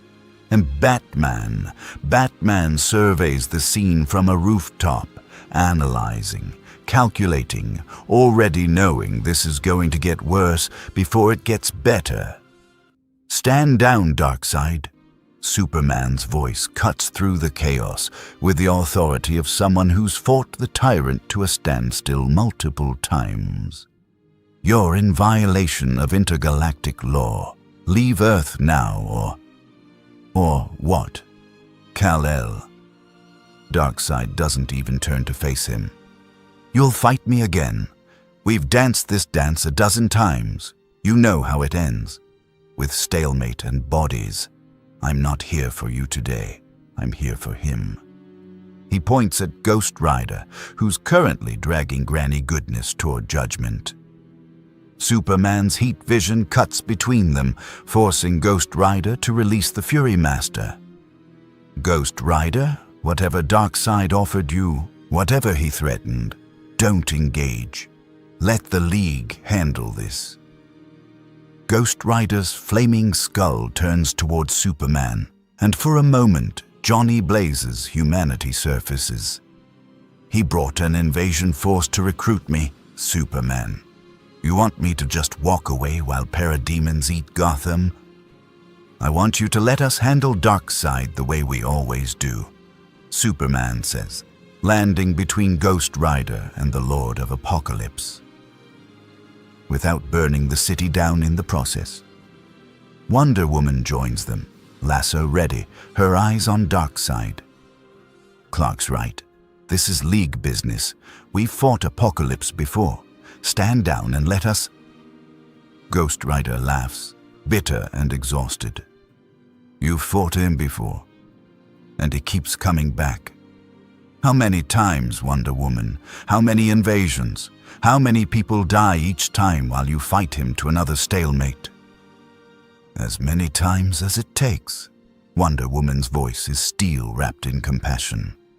"We don't kill, even when facing tyrants. That's what separates us from them. That's what lets them win," Ghost Rider counters. Darkseid watches the argument with amusement. "Fascinating. The spirit of vengeance learns what I've known for eons. Heroes are shackled by their principles. They fight with one hand tied behind their backs, crippled by mercy and hope. It's why they'll never truly defeat me." He gestures, and the boom tube expands further. "But I grow bored of this demonstration. Ghost Rider, you've proven yourself worthy of my attention. I'll return for you when you've grown tired of playing hero with these self-righteous fools. Until then, consider this a preview of what awaits those who refuse Darkseid." The parademons retreat through the portal, dragging their wounded. Kalibak, still mentally shattered, is carried by his troops. The female Furies withdraw with military precision, and Darkseid steps backward into the boom tube without ever turning his back. "We will meet again, Spirit of Vengeance." Darkseid's final words echo as the portal closes. "And next time, I won't offer mercy." The boom tube seals, and suddenly Gotham is silent except for fires burning and sirens wailing. Superman turns to Ghost Rider, and his expression is harder than usual. "We need to talk." Now, the Watchtower orbits Earth in silent vigil, a fortress of hope suspended above a world that never stops needing saving. Ghost Rider stands in the observation deck, his hellfire skull reflected in glass that survived alien invasions and cosmic threats, staring down at the blue marble below. He didn't ask to be teleported here. Superman didn't give him a choice. The Justice League assembles around him. Superman, Wonder Woman, Batman, Flash, Green Lantern, Aquaman, Cyborg. Earth's mightiest heroes forming a semicircle around a spirit they don't understand, can't control, and aren't sure they should tolerate. Batman speaks first, because of course he does. "In the 72 hours since you arrived in our universe, you've traumatized 64 criminals beyond psychological recovery, destroyed the Court of Owls' leadership structure, triggered a gang war in Gotham's underworld, fought the Spectre to a standstill, formed an alliance with Etrigan, and attracted Darkseid's personal attention. You're a walking catastrophe." Ghost Rider doesn't turn from the window. "I'm a solution to problems you won't solve. You're a vigilante with supernatural powers and zero accountability." Green Lantern counters, his ring glowing with restrained power. "The Guardians of the Universe have protocols for entities like you. Judgment without trial, punishment without appeal. That's not justice, that's tyranny," says the man whose bosses massacred an entire sector and called it acceptable losses. Ghost Rider's voice cuts like broken glass. "The Guardians of OA aren't exactly paragons of merciful justice, Lantern. They're just better at rationalizing their sins." Hal Jordan's jaw tightens, but he doesn't argue because Ghost Rider's not wrong about the Guardians' history. Wonder Woman steps forward, her voice calm but firm. "We understand your frustration with our methods, but there are reasons we don't cross certain lines. Kill one tyrant, and 10 more rise to take their place. Execute one monster, and you become the thing people fear most." They should fear consequences. Ghost Rider turns finally, facing the assembled League. "Right now, your villains fear capture, temporary inconvenience before the next escape. They don't fear justice because your justice has no teeth. The Joker's killed thousands, and he's still breathing. Luthor's destroyed lives, and he's a corporate CEO. Darkseid conquers worlds, and you fight him to stalemates. Where's the consequence? Where's the accountability?" Superman floats forward, and when he speaks, his voice carries the weight of decades fighting impossible battles. "The consequence is that they fail. Every time. They scheme and they plot and they hurt people, and every time we stop them, we save who we can, we protect what we can, and we never give up hope that tomorrow will be better." "Hope isn't a strategy," Ghost Rider says. "It's a prayer, and prayers don't stop bullets." "No," Superman agrees, "but people do. Flawed, imperfect people who choose to be better than their worst impulses. That's what makes us heroes, Ghost Rider. Not power, not judgment, but the choice to keep fighting for something better, even when it's easier to give up and burn it all down." Flash vibrates with nervous energy, speaking fast even by his standards. "Look, man, I get it. I really do. I've wanted to cross the line too.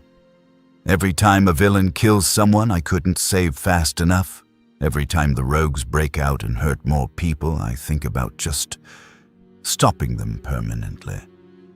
But if I do that, if any of us do that, we lose the thing that makes us different from them. The difference between you and them. Ghost Rider says quietly, is that they hurt the innocent and you protect them. The method doesn't matter. The outcome does.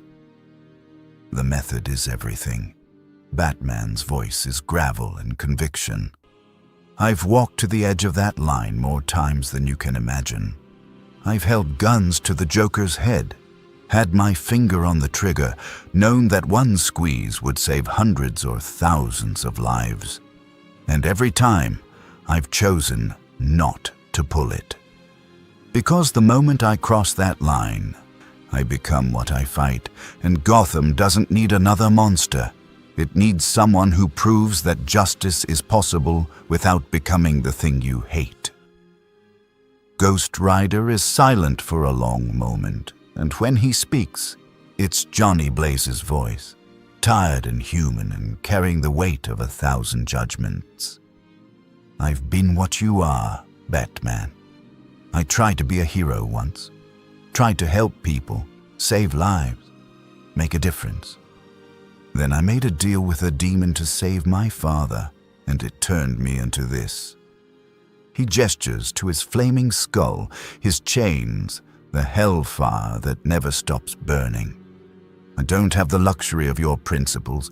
I'm bound to judge the guilty. It's not a choice. It's a curse. Zarathos demands vengeance, and if I don't give it to him, he takes control completely. At least this way, I can direct it toward people who deserve it. Wonder Woman's expression softens. You're cursed, bound against your will to serve vengeance. That's not justice, Ghost Rider. That's slavery. It's penance, Ghost Rider corrects.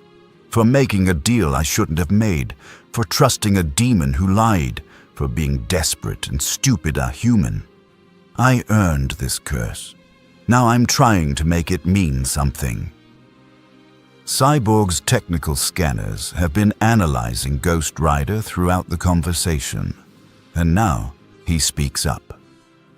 I've been running dimensional frequency scans. The breach that brought you here, it's not healing. Your universe and ours are resonating at incompatible frequencies. The longer you stay, the more unstable the barrier becomes. Meaning what? Constantine appears in the doorway, cigarette smoke preceding him. Looking like he's been dragged through hell, which, knowing is weak, he probably has. Meaning if Ghost Rider stays here permanently, we're looking at dimensional collapse. Cyborg continues. Reality bleed between universes. His hellfire is literally burning through the walls between worlds. Superman's expression hardens with new purpose. Then we need to get you home. Not as punishment, but because your presence here is endangering both our universes. Can you find the breach you came through? Ghost Rider shakes his head. It closed behind me. I've been trying to sense dimensional weak points, but everything here tastes wrong. Different hell, different magic, different fundamental laws. I'm lost. Constantine exhales smoke and regret. I might know someone who can help. Lucifer Morningstar, the actual devil, formerly of hell. Currently running a piano bar in Los Angeles. If anyone knows how to punch holes between universes, it's him. But he's going to want something in return. What does the devil want that he doesn't already have? Flash asks nervously. Entertainment, Constantine says, and a spirit of vengeance from another universe showing up in his bar. That's prime entertainment. Batman's already calculating. We go to Los Angeles. We negotiate with Lucifer. We send Ghost Rider home before the dimensional damage becomes irreversible. Agreed. The League nods, but Ghost Rider raises one flaming hand. Before I go, before I leave your universe and return to mine, I need to know something. He looks at each hero in turn, his hellfire gaze measuring, judging. The Joker, Luthor, Darkseid, All the villains you've fought for years, all the monsters who keep coming back no matter how many times you stop them. Do you ever regret not killing them? When you see their body counts, when you attend funerals for people they murdered, when you look at grieving families and know you could have prevented it, do you ever wish you'd crossed that line? The observation deck falls silent. Each hero faces their own answer, their own regrets, their own midnight thoughts they don't share with anyone. Finally, Superman speaks, and his voice carries the exhaustion of a man who's saved the world 1,000 times and knows he'll have to save it 1,000 more. Every single day, Superman admits, every day I regret not doing more, not being faster, not finding a way to stop them permanently without becoming them. But regret doesn't change my principles. It just makes them harder to hold on to, and that's what makes us heroes. Ghost Rider, we hold on anyway. Ghost Rider leaves the Watchtower with Constantine, bound for Los Angeles and a meeting with the devil himself. Behind him, the Justice League watches through observation windows as the flaming motorcycle descends toward Earth, a comet of judgment burning through atmosphere that doesn't quite know how to process hellfire from another universe. In Gotham, 64 criminals remain catatonic, their minds shattered by sins they can never unsee. The Court of Owls lies broken. Their 2-century reign ended in 15 minutes of absolute judgment. Crime Alley burns with hellfire marks that won't fade, physical scars reminding the city that something walked its streets that even Batman couldn't stop. The Spectre watches from divine heights, recognizing kinship with a spirit who judges without mercy.